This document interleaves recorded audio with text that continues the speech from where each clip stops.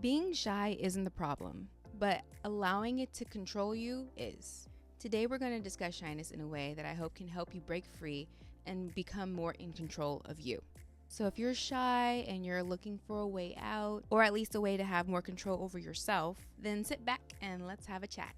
Let's start with understanding shyness, because sometimes it helps getting through something when you have a better understanding of what's going on. So what is shyness? Well, textbook definition states it's an emotion that causes people to feel uncomfortable, nervous, or self-conscious in social situations. So let me ask you, in what situations do you feel most uncomfortable? For me, it's crowds, large crowds. I've gotten better over the years, but there was a time where it seemed nearly impossible for me to withstand being in a crowd for a long period of time. County fairs, concerts, stuff like that. Now, one thing about me is I've become accustomed to hiding my feelings, I guess you can say, from people who don't know me. So if you don't know me, you most likely wouldn't see that something's bothering me, possibly. But that's just, I guess, a mechanism that I've developed myself. I don't know.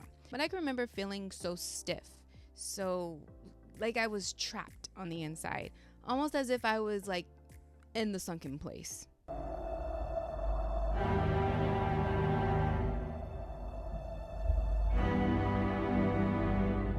Like, I would literally latch onto whomever I was with, whether it was family, friends, whoever.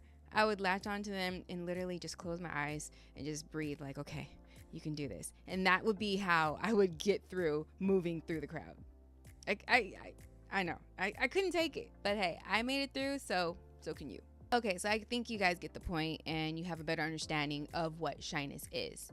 So now let's move on why people experience it. In fact, there are many factors that can contribute to being shy. It can be genetic, early life experiences, fear, low self-esteem, social anxiety, just to name a few. Let's just say it's not so cut and dry as people may think. Now, for my shy peeps out there, have you noticed a time where you seem to be more standoffish than others?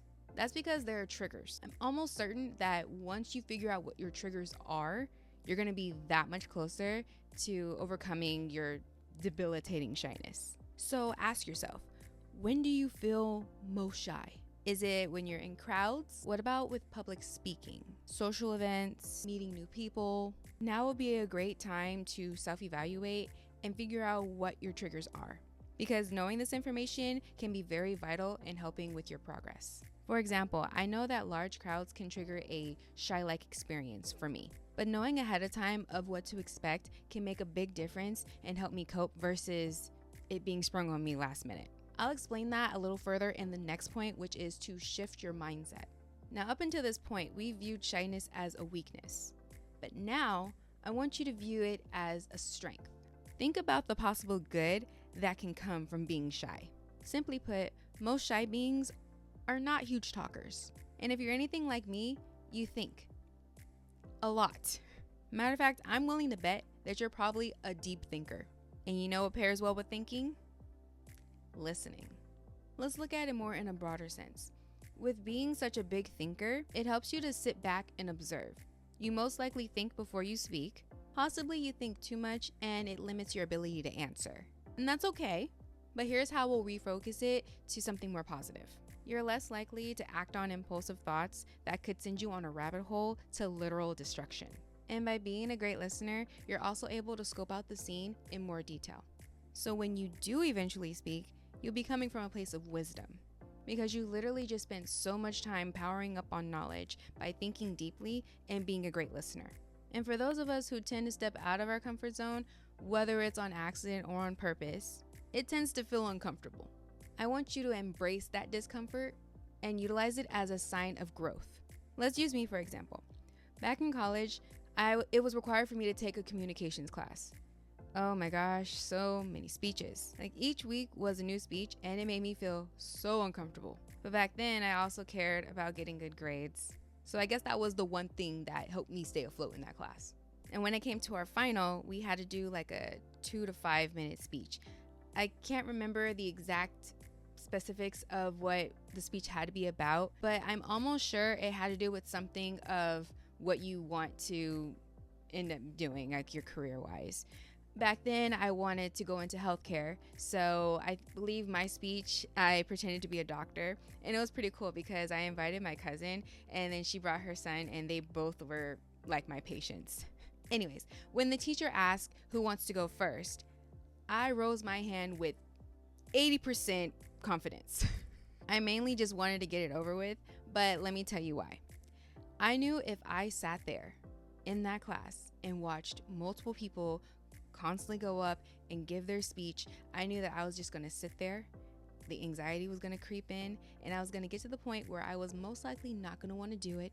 And with me not doing that, I could have failed the class. And with me failing the class, I would not look good on my transcript if I wanted to transfer to another school. You see the domino effect, the negative domino effect of what could have happened if I allowed the shyness to take over?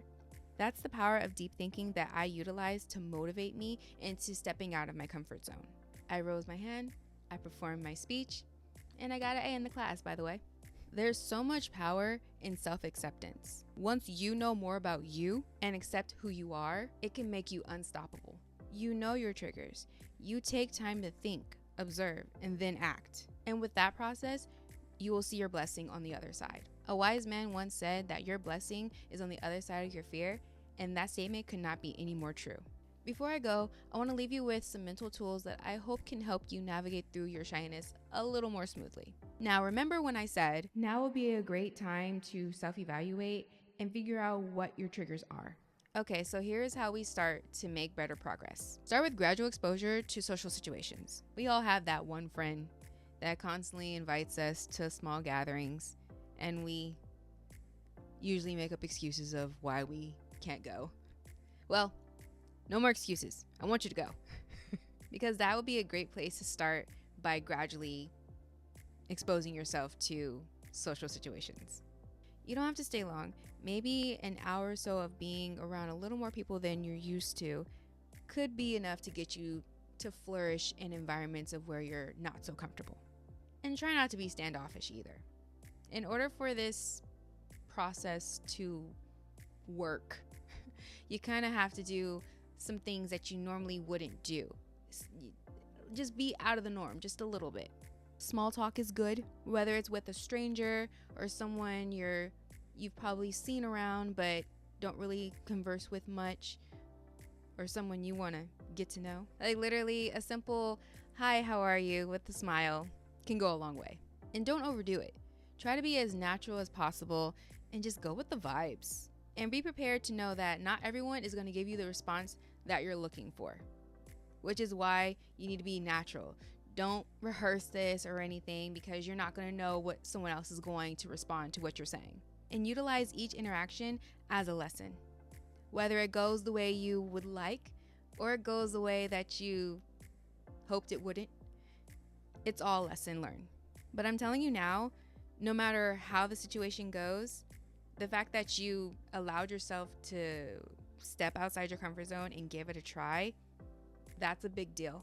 And you deserve to be celebrated for it. In fact, I want to celebrate you too.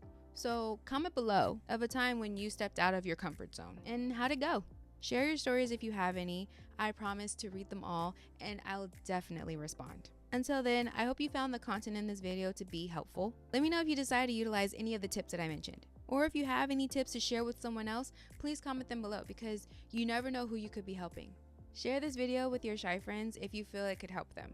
And if you enjoy content like this, please like, comment, and subscribe. As you can see, this is a very small channel with great potential. Therefore, likes, comments, and sharing can really do wonders. So help me to help you. I would also appreciate it. Your support will not go unnoticed. See you in the next one. Bye.